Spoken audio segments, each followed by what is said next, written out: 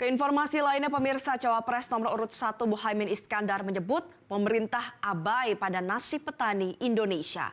Hal serupa diungkapkan Cawapres nomor urut 3 Mahfud MD yang menilai petani dan lahan pertanian kian sedikit.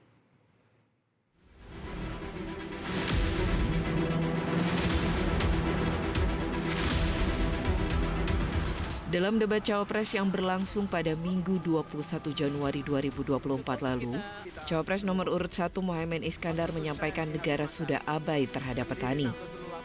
Muhaimin atau Gus Imin menyebutkan jumlah petani gurem di Indonesia terus bertambah selama 10 tahun terakhir, hampir 3 juta rumah tangga. Ia pun menyoroti bahwa ada 16 juta jiwa rumah tangga petani yang hanya memiliki tanah setengah hektar. Gus Imin pun menyoroti program food estate yang abai terhadap petani, masyarakat adat, dan merusak lingkungan. Petani adalah penolong negeri, akan tetapi hari ini kita menyaksikan negara dan pemerintah abai terhadap nasib petani dan nelayan kita.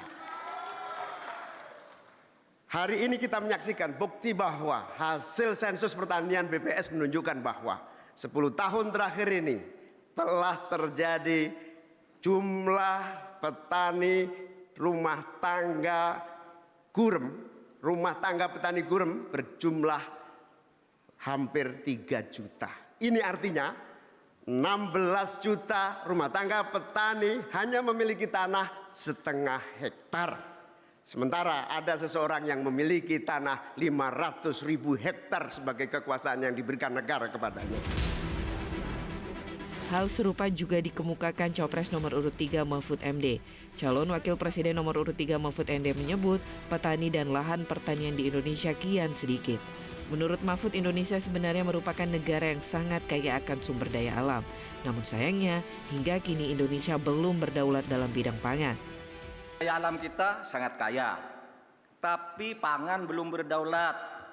Petani makin sedikit, lahan pertanian makin sedikit, tapi subsidi pupuk makin besar. Pasti ada yang salah. Petaninya sedikit, lahannya sedikit, kok subsidinya setiap tahun naik? Pasti ada yang salah. Sementara Cawapres nomor urut 2 Gibran Rakabuming Raka menjanjikan peningkatan produktivitas para petani dengan mendorong generasi melalui smart farming. Kita ingin meningkatkan produktivitas para petani, pakai RMU, pakai combine harvester, dan juga kita melibatkan generasi muda melalui smart farming. Pakai IoT untuk melihat pH tanah, keasaman tanah, kesuburan tanah, dan juga penggunaan drone untuk penyemprotan pestisida. Dewan Pakar Asosiasi Petani Kelapa Sawit Wayan Supatno menegaskan saat ini pemerintah tidak optimal dalam menyejahterakan petani.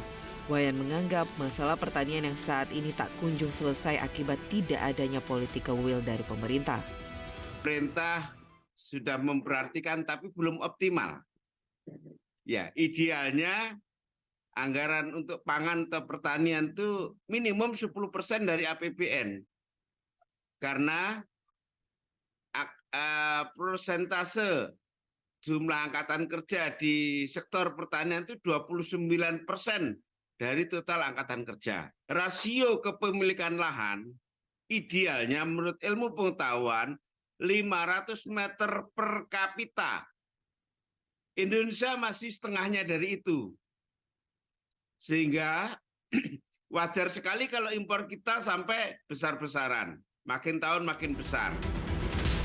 Merujuk pada data BPS, mayoritas atau 15,89 juta petani atau nyaris 16 juta hanya memiliki luas lahan pertanian kurang dari 0,5 hektar. Sebanyak 4,34 juta petani lahan pertaniannya hanya di kisaran 0,5 hingga 0,99 hektar. Tim Liputan, Metro TV. Jelajahi cara baru mendapatkan informasi. Download Metro TV Extend sekarang.